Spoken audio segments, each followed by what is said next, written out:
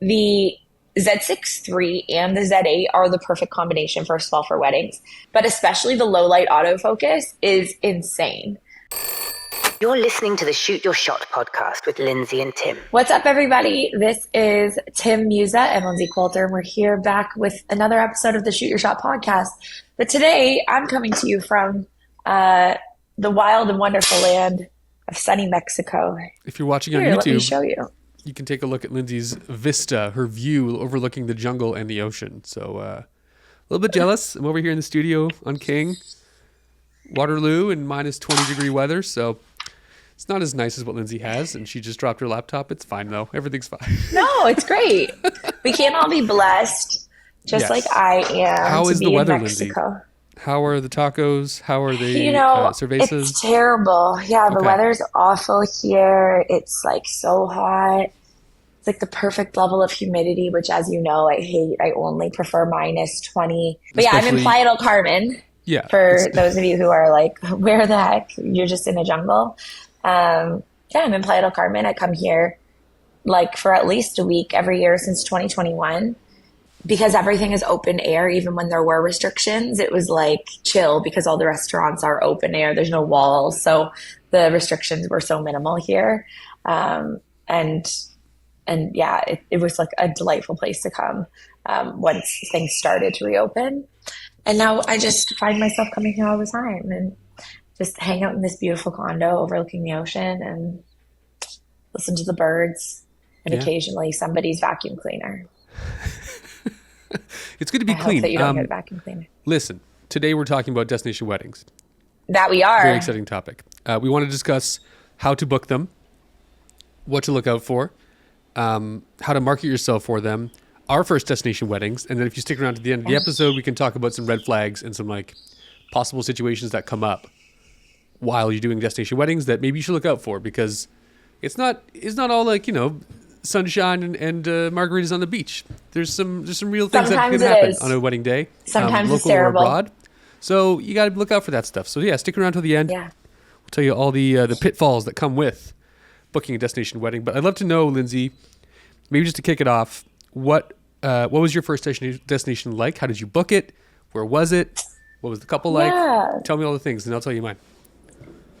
You know what? I'm struggling to remember the exact first one because for a period of time, I did like dozens of destination weddings. Like I Okay. used to call it like wedding season, and then destination wedding season started like end of October, beginning of November. And then that would go until April. And I would just shoot as many destination weddings as I could. Primarily, I found myself doing them in like the Riviera Maya. So outside of Cancun, Puerto Morelos, Playa del Carmen, one in Tulum, a couple in Tulum actually, in Mexico.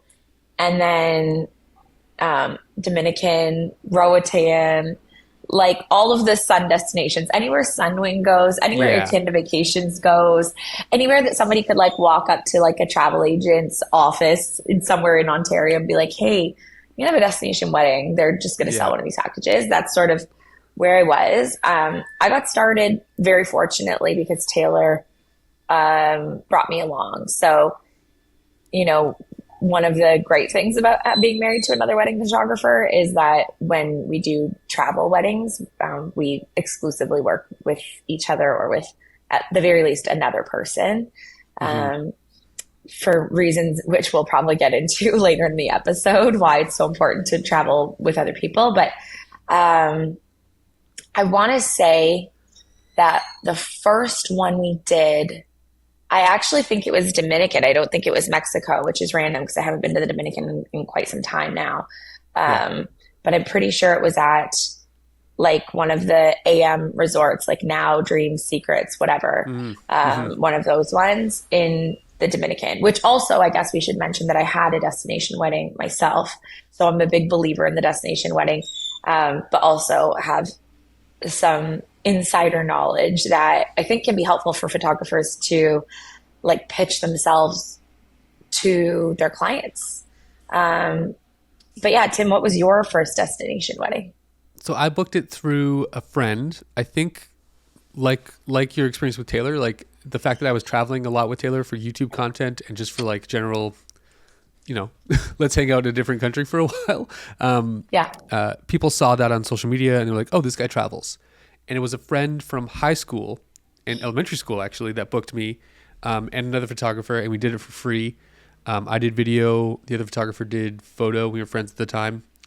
And we didn't charge him anything. We're like, just bring us, just get us there, pay for our, all-inclusive ticket, our flight, and we'll be there and we'll shoot it. And we did it for free. And that was probably the easiest way to get started. It was 0 100%. risk from the couple. Like, oh, well, he's a good photographer. He's a good videographer. We'll bring him along. Cost us no extra money than, having to actually book him to come here like a guest. So that's how that started. It was in Mexico. It was in, it was Now Fives. It was a while ago. It was 2017. Oh, yeah, the Fives. Yeah, it was like Azul Sensatori was like the original name of it. I think it's just called the Fives now. It's like one of the most beautiful resorts also. There's definitely Cancun, like, right? Yeah. obviously, Cancun. there are so many resorts. There are so many places doing destination weddings. I think, one of the benefits of having a wedding photographer from your local area that is a destination wedding photographer is that you probably have similar tastes. You probably have a similar aesthetic. It's a little bit easier to discuss that with a photographer if they're from your local area versus somebody that maybe is a local. I'm all for hiring locals. I think that there's obviously value in that, in having a local from the area. But if you already have worked with a photographer, maybe on another friend's wedding, and you really liked their work, or you want to have a local engagement shoot with the same photographer that's going to end up shooting your wedding, there are definitely some bonuses to having like a destination wedding photographer. I think there's also two camps of destination wedding photographers. There's those of us who are down to take a bit of a loss on how much the destination wedding actually makes us and earns us because we enjoy the travel. And then there's people that it's like, you have to pay for travel plus a like $10,000 fee or something, which is like larger than they typically would charge for their packages at home. For sure. I don't think there's a right or wrong way to do it, but if you are in the position as a photographer trying to get into it, definitely the just pay for my travel and no package or like a really minimal package, I think is really the best way to go usually. And that's how most people that we know have gotten into it, right? But the worst thing is whenever people want to do destination weddings, it's the same with regular weddings really, but destination weddings feel like that next tier of difficulty to book. Everybody's like, how do I book a destination wedding when the thing that I need in order to book more is a destination wedding portfolio? Is a portfolio, right? Yeah. Right? That's tough. That's it's one like, of those how do I get this job if I've never had this job before? That's what drove me to offer it for free for the first time, because I wanted to build a portfolio. I wanted to like just see what it was like and see if it's something I really wanted to do. I knew that you and Taylor had been doing it for a while. I thought that was so fun, so cool to like get to go to a different country and take photos there. So I knew that building this portfolio, this first one, getting it under my belt, getting the feel for it and getting a portfolio of images on my website to show that I do this was incredible. And for a while I had a page on my website dedicated to destination weddings. I think it was back in 2017, 2018. I kept doing them. So that first one snowballed. It was early enough, I think, in social media times that people were like, oh, this is a rare thing to see. Like, it's not really spoken about too much back then. Now it's everywhere. Now everyone just like gets up and goes on a plane and shoots a destination wedding in most places. Yes. Or maybe just, the feed that I see, but it felt a lot less common back then. So it really snowballed and got me to do more and more over the years until COVID hit and then everything shut down, and I haven't done one since. But I'd love to know. I wonder how the like destination wedding market as a whole is doing, because I mean, for our local weddings, we have a pretty good feel for the like pulse of the overall wedding market based on how we're doing. But I'm curious, like, if destination weddings have recovered or if people are still afraid to book. Like, I had a couple sort of in the pipeline before COVID, and then obviously they didn't end up doing them. Well, not obviously, but they did not end up doing them. And no, I don't even get inquiries for them anymore, which also, again, is going to the lack of marketing that you're seeing in my work, and my Instagram is not showing any destination weddings. But if I was to try to book them again now, um, I guess this is the thought of like, this is the whole episode of what would we do now if we wanted to try to market them? I mean, you and I are fortunate enough that we have a bit of a portfolio from previous years. I would have to go back and be somewhat selective about like the dresses that I choose, like to put back into a portfolio now. And there would definitely be some re-editing required of some of these images. But I think I could do it. I think I could whip together like a more current destination wedding portfolio. Within a day, Lindsay, you and I could put together a pretty healthy package and promote it and probably book 2 weddings. So yeah, probably. Probably. The question is, do we want to? Yeah, do we want to? I used to love doing it because I didn't have enough money to be paying for myself to travel without clients paying for it. And it was a really good way to like get a trip in. I have probably done, 20 destination weddings now at this point. So there's a lot of resorts. So as a girl who is not like a really big fan of the resort life anymore, we usually, when we come here, we do, like a condo or something. An all-inclusive resort has definitely its place, and it is for destination weddings and group travel. Like very much so. I would never bring a group to do anything other than like an all-inclusive resort after seeing how much easier it is to book for my own wedding. And if anything does go wrong, you're part of the package. It's like, yes, a bit of insurance there. And also like, the amount of times people will come up to a bride on a wedding day, and this is just speaking from your wedding, being a destination wedding, and ask you questions like there's not a written down list of like what's happening. Yeah, what's going to happen next? If you were off resort on your own, and people would be like, where do I go to eat? I'm like, pick a restaurant, use Google. I don't know, man. Yeah. Find out where to eat. Like, people on vacation who don't have structure, who need structure in their lives, they need that destination to be like, here are the 3 restaurants you go to. This is it. These are your destinations. Go for it. If they're out in the world, and there's concierges built in. There are travel agents on site. There are people that can help you. It's just a much more it's a package experience. Just like booking at one of the all-inclusive resort, or not resorts, the all-inclusive wedding venues at our hometown. Like back in Waterloo. There's an ease to that, and there's a comfort in that for clients that I think they enjoy. So basically, if you are a photographer and you're wanting to get into destination weddings, here are our thoughts on how you book them. I'm just going to give you some random ideas of things that we have done that work well. So if you're on a trip with your family somewhere sunny looking, it could literally be Orlando, Florida. It could literally be California. It could be anywhere that has palm trees and sunshine. And you just need to figure out a way to build some level of a portfolio. It could literally be one person, like a bride in a dress, or it could be a couple. It could be, an entire styled shoot if you feel like going to this much effort. But if you have a friend who is reasonably comfortable on camera, so I have a fly here.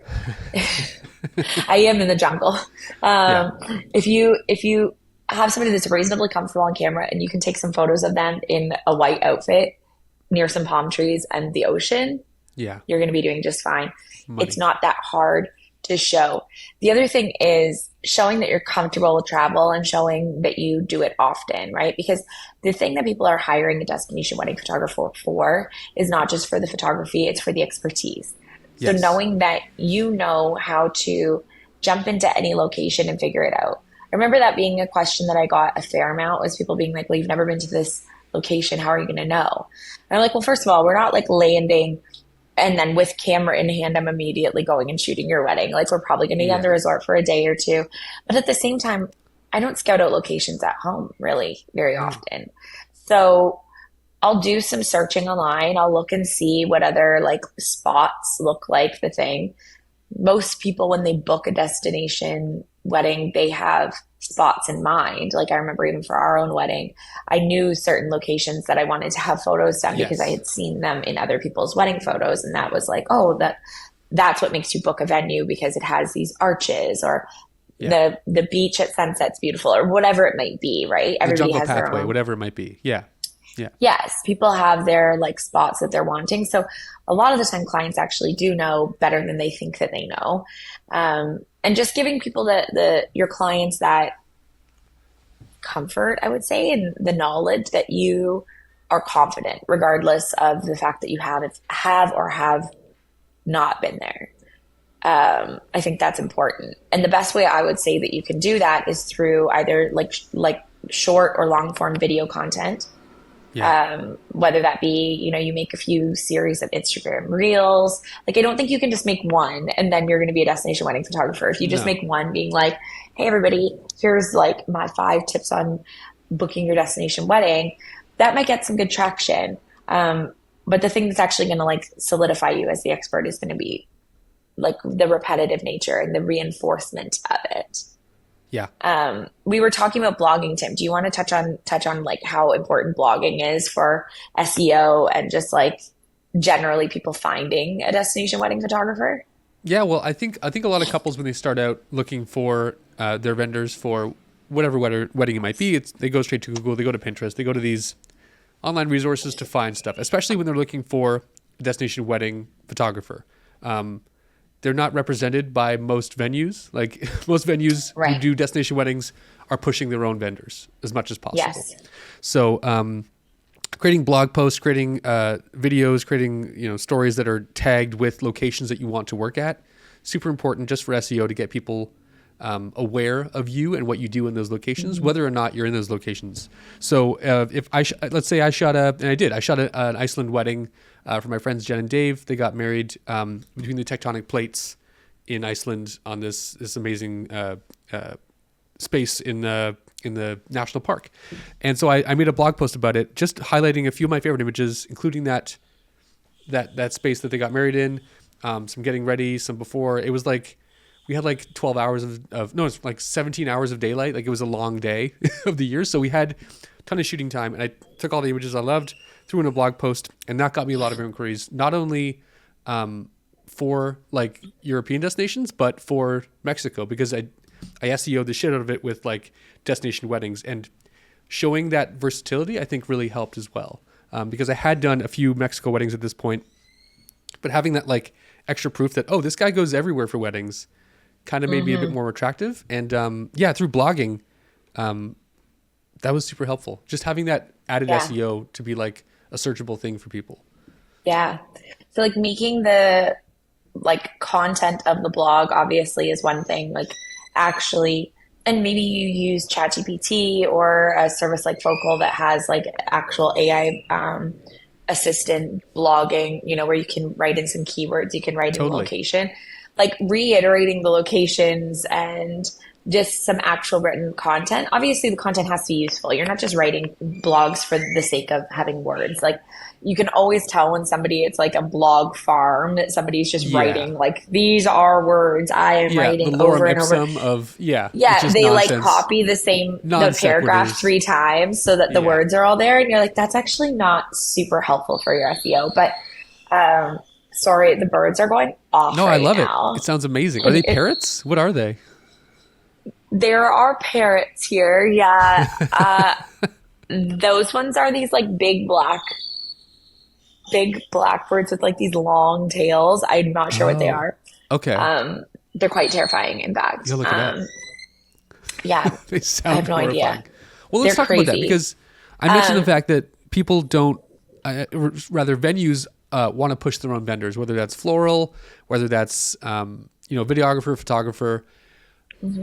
Why would someone come to, and we kind of touched on it, but let's just reiterate for people who may have had the question, why would someone come to me, Tim, who lives in North America, to shoot their Cabo destination wedding when the venue that they're going to includes a photographer? Why would that be attractive to someone? Yeah. And why would that be, how can you use that as a photographer to like set yourself apart, I guess?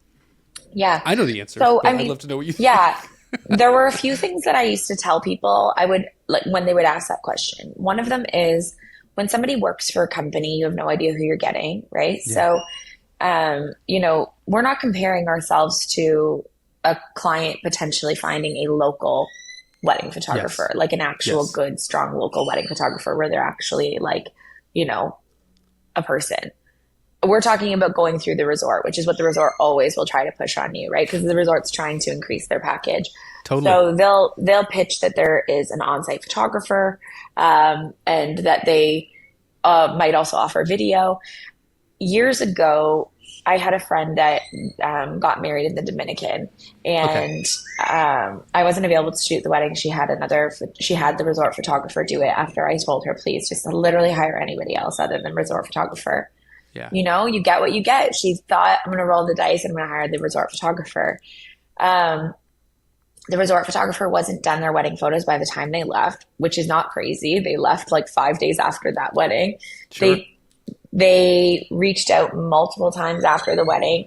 They ended up getting a CD long after CDs was a format that we would be delivering photos on. You have to buy a reader for that CD. What are you going to use? They ended up getting, I guess, a DVD, not a CD. I don't know, whatever. Same. It was a disc that we were sending photos on. And they were all like kilobytes files, like small files, like thumbnail sized files. And a bunch of images are missing. And now there's no repercussion because, first of all, nobody even knows who shot this wedding. This was just the same guy. I've joked about this before. This is the same guy that was teaching salsa dance by the pool earlier in the week. The same guy that was doing the guacamole making lessons. Like, and he's great this at that. is, he's amazing at those and he's things. great at it's usually the entertainment team. But not. Yeah, it can usually be the entertainment team. Sometimes they actually do have enough need to have a photographer that's a full-time dedicated photographer. But a lot of the time, the gear that they're giving in places like Mexico or Dominican is subpar. Just like if you were to have any company like hire a photographer, they don't actually care about the sorry, my thing is dinging in my ears here. They don't actually care about the quality of gear. They just care that it's a thing that is passable. So they're surely not doing like updating their stuff. Gear in these places gets so beat. So it really does need to be updated quite regularly because of the, salt water and sand, and stuff. The heat, the sun, all of it. Yeah. And the local photographers that I know do upgrade their gear as often as they can. But the resort photographers aren't given that same luxury. No. They're not paid very well. They're, you know what, like we were talking about in the Jacqueline Poole drama case, there is no one that's fully caring about your day as much as we would, right? Because they're part of a firm, and not a firm that's doing things well, right? They clock in, they clock out, right? Yeah. There's not a lot of conversation for nuancing, for getting to know you as a client. They're there to take the photos at the specific spots. So you're going to get this year's portrait studio experience of wedding photography, most likely. Yeah. And maybe you'll get lucky.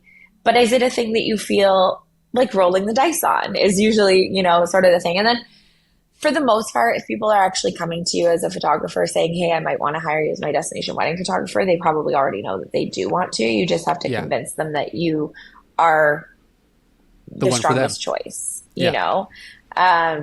One of the other things that's really great about having a photographer that comes along with you for the whole trip is that they can be there to do things like welcome receptions, excursions, welcome parties, cenotes. Yes. Yeah.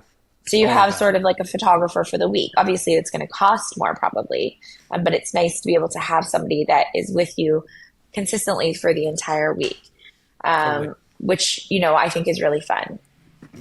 Having a photographer that travels quite often is also really nice because they can just help you through certain experiences and help explain to you how things will work. We would explain to people that how we even pack our gear bag. Like we would separate our gear through different bags. So we're not checking.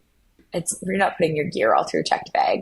Hopefully that's let's talk about that because Kelly, I have a destination wedding coming up in April this year.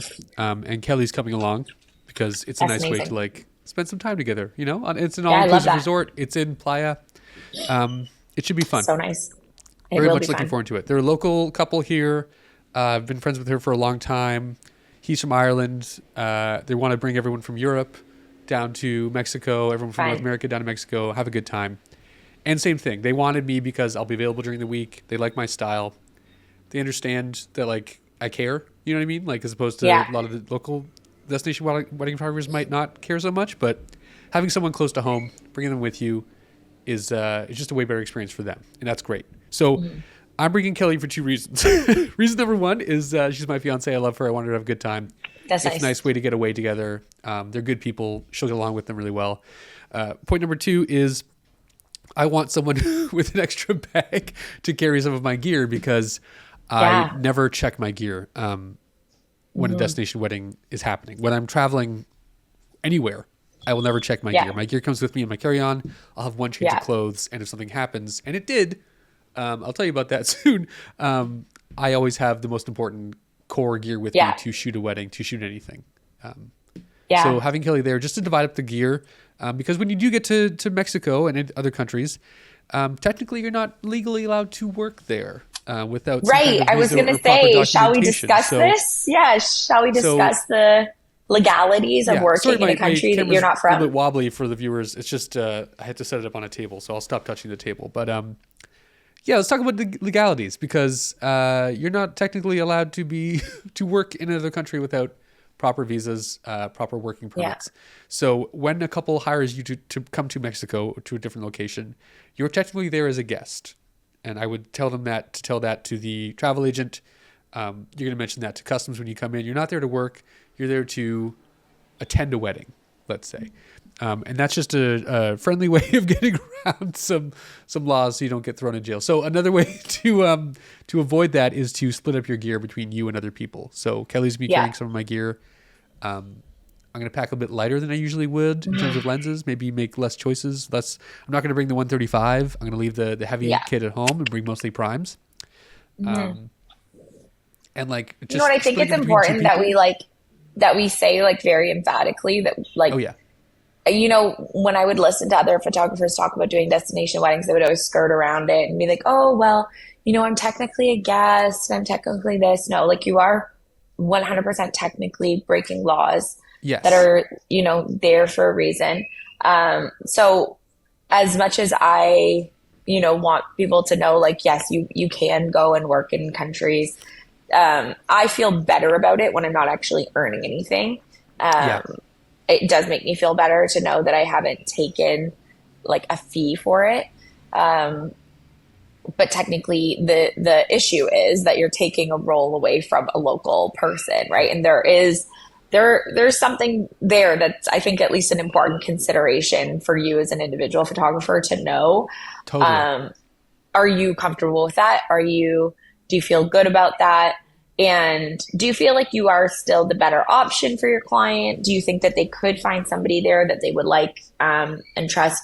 But if and when you decide that, yes, you do still want to do the destination wedding, just know that like you can't play this podcast for a customs agent in Mexico as evidence as to why you thought it was okay because you are simply a guest. Because you Lindsay should Tim told you probably... to. No. Yeah, Lindsay and Tim told me that it was actually okay. I want you to know Not okay. that we don't believe that that's okay. No. It's a gray area that's actually not really gray at all. Like it's a thing that we're always like, oh, well, not really sure. But like there's definitely issues with it. There are serious problems. There are countries that are far more flexible about it. Mexico and Dominican being pretty high up there because destination weddings are such an enormous part of their business. You don't really see people getting flagged too often to be shooting those. It's also not crazy to be bringing camera gear along with you on a trip, like to go to Mexico or something. Like that's not an insane thing. The countries you don't want to be messing with would be the United States and Canada. So if you're American coming to Canada and Canada going to the US, that's just a really, really good way of getting banned from the United States or Canada. Is by working in one of those countries illegally. So that's all me, just to say, preface this with, don't show this podcast to them when you're crying, saying, I thought that I could do this, no problem. And make sure that your clients know that you are actually like, you don't need to say this in such a way that freaks them out, but you can tell them like, no, legally, I'm not supposed to be working in that country. There's ways around it. I feel pretty confident about, but there's always still a risk. And Totally. anytime Totally. I've ever shot a destination wedding, I always had a good backup in mind. And the goal is Yeah. obviously that, you'd have a day or two, like hopefully you're not flying in and then shooting the wedding that day or the next day, but you have a little bit of buffer time to figure out like what I would do if Yes. things went Things awry. got taken at the border. And just to mention that, I think didn't Gareth, your DJ, who you brought in as a also guest, who also DJ'd your wedding, didn't he get like stopped at the border coming into Mexico because he had a mixer with him, didn't he? I feel like they checked his gear because they were like, is this commercial? Like, why are you Yeah. bringing a mixer? But I don't Yeah. think I think they just searched his stuff. They searched actually all of our stuff because we brought so much decor with us. Okay. Um, No one searched my because stuff. I Red, was the videographer. No one gave a shit about me, which is very funny. I don't know yeah, why. but Taylor and I had like 6 Tupperware bins of decor for our wedding Yeah. with like Right. welcome bags and stuff. And when you bring customized goods like welcome bags that say your name on them or Yeah. tumbler cups with your initials or whatever, you have to pay duties on those. Wild. Mexico was so delightful. The woman that we were dealing with was like, how much do you think the value of all this is? And I was like, oh, I don't know. And in my mind, I'm thinking like $4,000. Like it was expensive, all the stuff that we had. And I was like, oh, I don't know, $1,000. And she was like, try lower. I was like, Oh, ma'am, $12. I love that. Thank you so much. I was like, 100? She was like, sure, perfect. I was like, that's so $12, funny. please. Yeah. I'm like, and now here's a little tip for you. Yeah. First time I've ever tipped a customs agent for sure. That's very Probably Probably wouldn't can't get away with recommend that. tip. Also, Don't tip a don't show. customs agent in Canada or the US. It's also No, not a good idea. they don't like that. Mexico's a different world here. Yeah. And I love it for that. But I have known photographers that have made some stupid choices. And Same. at the border, when they get asked, what are you doing here? They say, I'm shooting a wedding. Yeah. No. Again, you can't show this podcast to them and tell Yeah, them they dude. told me I could do it. It's not a good idea. So then they get stopped at the border. They get turned away. I know a local girl like from our area that got turned away, and she reached out to me being like, hey, can you go down to Mexico and shoot the wedding for me like literally tomorrow? I was like, no, Whoa. hire a local. You're Yeah. not shooting that wedding anymore. It's not happening. One thing that people do need to know, photographers need to know, is that usually clients will be charged an outside vendor fee unless you're actually staying on the resort with them. Yeah. So if you're staying on the resort, then no outside vendor fee. You usually have to be staying there for a minimum of 3 nights. If you are not staying on the resort, if you decide to stay at a condo or at a different resort or whatever, your client will probably be charged anywhere from 500 to 900 US dollars to bring you. If it's probably worth it for them, they probably aren't too concerned. But the thing that I think most photographers don't know and should know is that your clients are probably not actually paying for you to come. So if Right. they have a certain number of guests coming to their wedding, they'll get your trip for free. And that usually is just excluding the taxes at the airport. But I think on average, we had like 8 vendors or something come down for our wedding, but Yeah. we also had 65 guests, right? So it's usually, depending on how expensive the venue is, it's anywhere from 1 free trip for every 6 guests or 1 free trip for up to 12 guests or something like that. That they Yeah, need there's to like cover a percentage free break, one. right? Like after so many people are allowed to come or are committed, then they just give you discounts on everyone extra. Yeah. Yes, exactly. Is it getting so loud, Tim? Is my No. okay, Well, good. My I AirPods hear are you doing a perfectly good job. fine. I just hear a few birds in the background every now and then. It's kind of Oh, nice. okay. Yeah. Someone is weed whacking currently.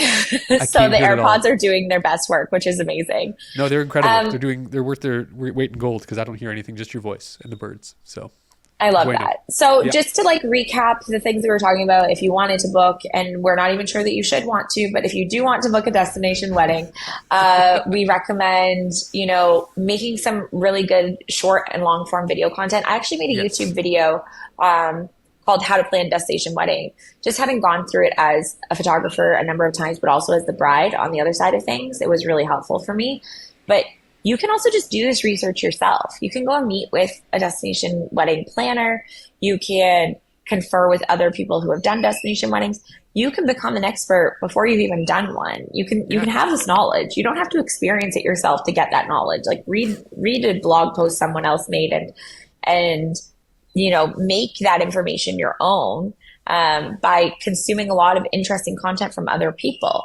and then become the destination wedding expert in your area. So whether that be videos on YouTube or Instagram or whatever, I think that's super helpful. And then as Tim mentioned, blogging about specific destinations, about just broadly planning a trip for your wedding. All of those things are going to be really, really helpful. And make sure that you use important keywords. But shall we move on to the good, the bad, and the ugly of destination weddings, Timbo? Let's do it. Let's start with gear. Okay, tell me your best one and your worst one. Yes, I want to hear it. God. Okay. So I think we've discussed this a couple times before, maybe on a couple YouTube videos that Taylor's had, but we'll talk about gear really quickly. Actually, you know what? No, I'm going to talk about the worst one I ever did, and then we'll talk about gear. Okay, I can't wait. That's very exciting. It was in Cabo. It was 2018 through WestJet is the carrier that took us there, and they lost all of my luggage. Great. So as I mentioned, I had all my camera gear in my bag to do video for this wedding with me, obviously. So all of my cameras, all the SD cards, lighting, microphones, all the things I needed to do to create video for this wedding, record it, were in my bag. The only thing I lost was all my clothes for the week and 2 tripods. Shit. Which is fine. Not ideal, but so, you can buy those. Thankfully, I was able to go to the Walmart in Cabo. There was a Walmart, like a 5-minute drive. I got in a cab, got to the Walmart, picked up a couple tripods, a Gorilla Pod, and made it work. But having lost all my luggage for the week was definitely it just reiterated the idea that like you should not check anything ever, because I didn't get my luggage until a day before I had to leave. Could you imagine? Dude, I can't. It was incredible. And the couple didn't know. So that's the one thing I would recommend to photographers. If you go somewhere, your stuff gets lost, whether it's a camera, lens, or something you did check by accident and it doesn't show up, don't tell the couple. Don't make things harder than they have to be. They're already in a place that's maybe a bit stressful. Maybe their aunts are giving them a hard time. Maybe it's just like, not great weather. You don't want to add to their list of troubles. Try and source it out yourself. Thankfully, places like Mexico are modern. It's not the end of the world. There's stores. You can buy stuff here. You can buy stuff. You can Amazon things, I'm pretty sure. For sure. So try and source it out yourself. Make sure that you're covered. And I let the couple know, I think when my luggage arrived, that like, hey, my luggage was gone. It's been missing this whole time. Yeah. That's why I'm wearing this shirt from the gift shop all week. Totally. Yeah. Keeping your gear close to your human is really important. Air tags, what a lovely invention. Oh my God. That's so nice to like. I would have loved to have air tags. That would have been so incredible. But it wouldn't have helped you. You would just be able to see that it's stuck at piercing or something like that. Like it wouldn't have helped your cause. Okay. No. And I mean, the other thing is making sure that you have lots and lots of backups, because you never realize until you're here how much harder the conditions can be on certain things. So even like coming in and out of a hotel room to go outside, you don't know until you know that that's going to probably fog up all your lenses. The extreme so then maybe you want to have like between the humidity outside and the air conditioned beautifulness of indoors. It's like crazy. As soon as you cross that threshold, everything that's glass or has a window gets fogged up completely. So your sensor gets fogged up, your lenses get fogged up, your LCD gets fogged up. One method that Taylor taught me, and I think he probably taught you this as well, is to have a dedicated camera that lives in a Ziploc bag, kind of like an air seal in your. That's amazing! No, I haven't heard that one. Oh, really? Oh, this is brilliant. Okay, cool. Yeah, he said he mentions this, I think in a previous video on YouTube, but he's like, I always have like a camera and a 35 in a bag, ziplocked, so it's kind of like an airtight seal. And so that's climatized to outdoors. And so he brings it inside in a bag, and as soon as he goes outside, he can start shooting right away if he needs to, because it's kind of like climatized to the outdoors as opposed to being air conditioned cooled. Yeah, that's not a bad idea. I mean, usually it will solve itself pretty quickly. The glass will cool, but the glass will heat. You'll be fine. You'll get there one way or the other. But for sure, having an extra body and making sure that you're not just like going down to another country and rocking one camera with like a single card slot and one lens is probably like a good idea. And trying to figure out what their reception lighting is going to be like is also a really important one. Like, you're not going to be able to bounce it off of a roof if they are getting married under the stars. If you are having a reception outside with string lights, maybe that's okay for you. Maybe that doesn't work for your vibe. Maybe you need to figure out a new skill like direct flash or something that's going to work better for you. That's always an important. Like, you want more information from the client than less for sure. You know, it's so funny. I feel like I've talked about this before, but I can never think of like bad things that have happened. Whenever people are like, "What's your worst wedding story?" I'm always like, Dude. "I don't know. I only have great weddings." But my Yeah. brain just does like a really good job of like selectively like forgetting things so that I'm not just stewing on how horrible things were. But one thing that was really not ideal, we shot a wedding in Roatan and there was a storm. They're Okay. actually, I would say my two worst and well, hardest destination weddings. I shouldn't say worst because they were still delightful and like the families and the couple were all beautiful, but like the hardest ones, were weather related. One of them in Okay. Roatan, we got to a place and this one was different because it wasn't like a traditional all inclusive. It was more of a boutique hotel experience. So that one had its challenges just already off of the bat. Um, just as a whole, I didn't have like a fantastic experience in Roatan. Just it is a place that has such extremes still. And it felt really wild to be doing a wedding in a place that has such extreme poverty, like Yeah. in the same area as tourism. It felt so crazy to me. I'm like, oh, this is what an experience that we're doing this wedding here. But the couple had a wedding at like an eco tourism resort. So not the place where everybody was staying, but like at this like eco resort that That's required transportation to get to. Except that there was a huge storm that washed out the road and I get extremely car sick. So we're no. literally in a van and the van is going through like potholes, like Oh, no, legitimate dude. huge potholes. So that was challenging for sure. And just like not a great way to start and then end a day. And then the other one I shot was a wedding in Bermuda. And that one I actually just shot on my own. I brought my mom as my Oh, like travel plus buddy one. because I like Yeah. wanted to travel with somebody. So my mom came, which was fun. But there was a tropical storm that came in the day of the wedding. And the like the lights that they had set up like along, you know, the base of the venue were all in like hurricane lanterns and they're literally getting tossed and smashed and there's glass smashing everywhere. Oh my God. And you're trying to like document a normal wedding because nobody's going to take the L and be like, you know what, maybe we should cancel the wedding. No, Yeah. they've flown everybody in. They're all here in Bermuda. They're going to do the wedding unless a local official literally shuts this thing down, which they're not No going to kidding. do for just like a tropical storm. So the weather can definitely be a challenge because you're really hoping that you can deliver the quality of photos that like you want and that your clients have seen. But sometimes the weather really impacts our ability to do those things. Totally. And then funny you one mentioned that other- because go for it. Go for it. Oh, No, you the go. only other You thing, go. the only other thing I was going to say is, and one time, we did a destination wedding here, actually in like Cancun, Playa del Carmen area. Yeah. And it was with friends. Wedding day, no drinks. Like Taylor and I don't drink at destination weddings, same as we don't drink like maybe more than a glass of wine or something at dinner. Yeah. So we're not drinking or anything. And then one of the days after the wedding, they were like, we're all going to go to Coco Bongo, which for those of you who don't know, Coco Bongo is Nice. like this like insane like show circus Interactive club experience. atmosphere. Yeah. And the servers serve your area just like drinks and they just hand them out. It's just like they have drinks on a tray and they're just handing out drinks on a tray, like not things you've ordered. They're just handing them No. out. Anyways, what you I got drugged at Coco Bongo. Oh God. And that the worst part was the bride being like, that's okay. We've all been there where we've had too much to drink. And I'm like, no, I literally remember how much I had to drink. And then I remember like a person following me into the washroom and security being like, this is the women's only washroom. You cannot go in here. Whoa. And then that was like one of my final experiences of the night, aside from being like terrified in the back of a taxi trying to go back to the resort with Taylor and our friends.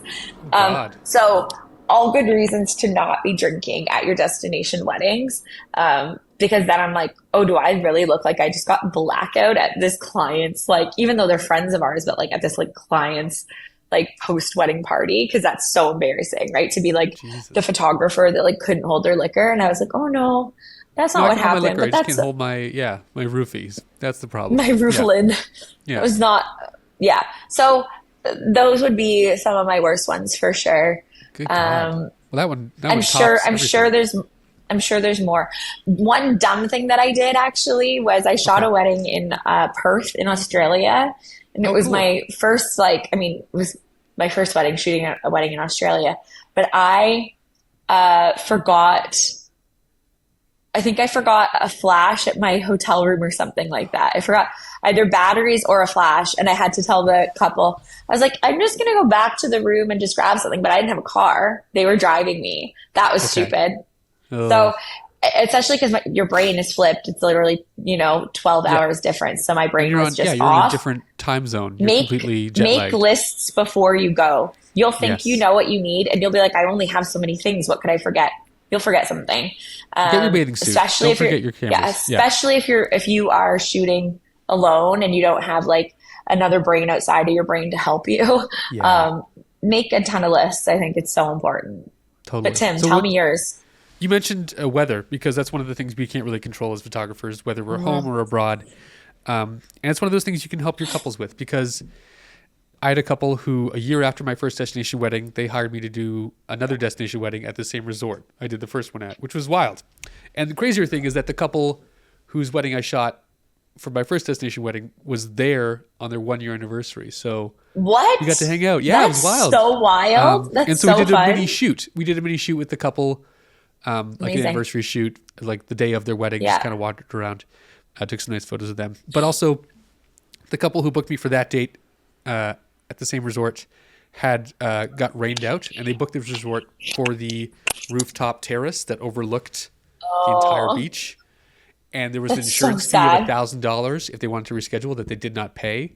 So they had to get married in the disco underneath No. that, and it was just like there's a stage behind them. There's all these, like it was gorgeous. It was a giant window. You might as well have just overlooking been in a the resort, banquet but hall anywhere in the like, world. exactly, like we could have done this anywhere. Why are we Like doing this this here? is not.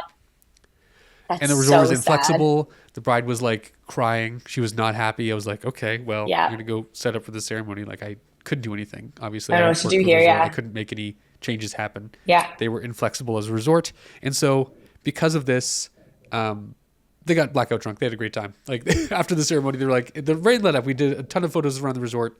They had a blast, but I think she was still really bummed about the ceremony. And the family knew this. And so because this couple had a rooftop terrace a unit, the next day they set up another ceremony to do like another mock ceremony with one of the Aw, guests as the that's officiant nice. to like renew their vows. And they had catering bring up a bunch of food. So they Oh my it was like another gosh. cocktail reception ceremony thing. Yeah. So that was beautiful. And like it was a surprise to the bride. I just said, hey, working with the groom, I'm like, hey, let's go take some photos around the resort. There's a couple locations I wanted to take you to that we didn't get to yesterday because of the rain, but like it's a Yeah. beautiful day. Let's go. And she had no idea. I'm like, let's go to your rooftop. And so it was a complete surprise to the bride. She was blown away. Very emotional. That's so nice. It was really sweet. Yeah, it was nice. So that's the one and thing that's the thing. you Like can't get if if you have a destination wedding photographer who's available to make these changes and like, yeah, stick and move they're and, there with and, you through the and- week. Yeah. and deal with the variables that happen, that wouldn't have been Yeah. captured because the resort photographer would have been like, I'm not doing that. That's not part of my package. For I'm not another booked for the day." $1,000 or whatever. No, Yeah. exactly. It would have been iPhone Yeah. photos and it would have been as nice. So yeah. Yeah. Yeah. No, there's definitely a good and a bad side to it for sure. I've heard just as many horror stories for destination weddings as we have for local weddings. Local, yeah. The stakes definitely feel a little bit harder, especially if you're not the kind of person that's like really comfortable travel and really knows what you're doing as far as like just an experienced traveler. Totally. You can get yourself into some rough situations. So always, if you're thinking of doing your first destination wedding or you're trying to market yourself as one, like just ask for help from people, get as much advice and collect as much information as you can before going out and doing your first one. And kidding. even when you do the first one, just be super honest with your clients and say, hey, this is my first time doing this. So if you guys have any questions or thoughts for me to make sure that this goes off perfectly, like let me know.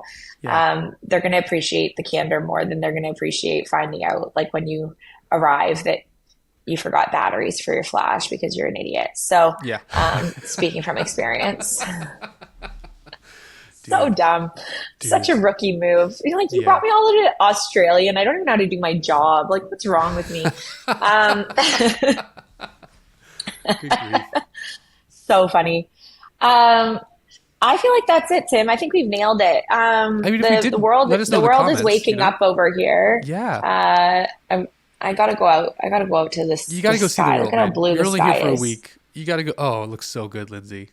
Fantastic. Good grief. I know. So I'm gonna go. I'm gonna go. Go do that. I'm gonna go do Mexico things. But it was so fun chatting with you. I'm happy we did this Me too, here dude. from Mexico. Mexico, Um, Waterloo.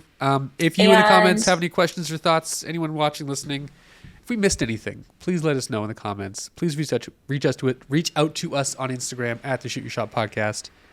If you're shooting your first destination wedding, we'd love to hear about it. How did it go? If you have one coming up, please let us know. If there's anything we missed, we'd love to cover it here. you want to roast us? You want to comment saying that I don't know how heavy my camera gear is that I just bought? By all means, I love Please to hear come for that. us. Make sure you go back onto that Nikon episode and tell me your thoughts on my new gear switch. Man, the Nikon episode, Tim, is going off. People really love a gear. This is what we've talked about in the past. People love talking about gear, and we keep telling them, well, this isn't a gear review channel, and yet the episodes that do the best are Gear the related, ones where we talk about gear. So anyways, I'll put in a bunch of stats about gear in the comments, I guess, and people can fight about them. But we should Lindsay, give what the are you doing people an today? update because I shot my first wedding on the Nikon, right? How'd Because that go? I hadn't actually Please. shot it. So let's give a quick little update. Holy crap. Okay. Why did no one tell me to switch sooner is my only feeling about it, because the Z6 III and the Z8 are the perfect combination, first of all, for weddings. I am personally just shook at the autofocus on both of them is crazy, but especially the low light autofocus is insane. Okay. Like absolutely insane. So if you are having R6 problems or you're just not loving your system or whatever, it was just so fun to shoot creatively on a new system, something that challenged me a little bit, but challenged me in nice ways, not challenged me in like, I'm not sure if this camera's going to work today, challenged me in like, just remapping my brain and not just overshooting. I shot way less images because I was just being more intentional about it. And it was delightful. So anyways, that's the whole update. I switched, and also Nikon has created a superior product, and I can say that like really emphatically. You heard it here first, folks. Yeah. Okay. I'm off. Sayonara, You're my off. friends. I'm off. Have a nice day. Enjoy the cold. I'll see you in a few days. Ciao, buddy. Bye. Wait, we didn't shake the magic 8 ball. Do it before we go. One last thing, Tim. Is a destination wedding in my future? It has to be, but we'll find out. Magic Maybe. 8 ball is rolling. Oh, what does that say? Very doubtful. That's amazing. It's not always Well, right. Thanks, Magic 8 ball. I'm not mad about it. Okay. Bye, everybody. See ya.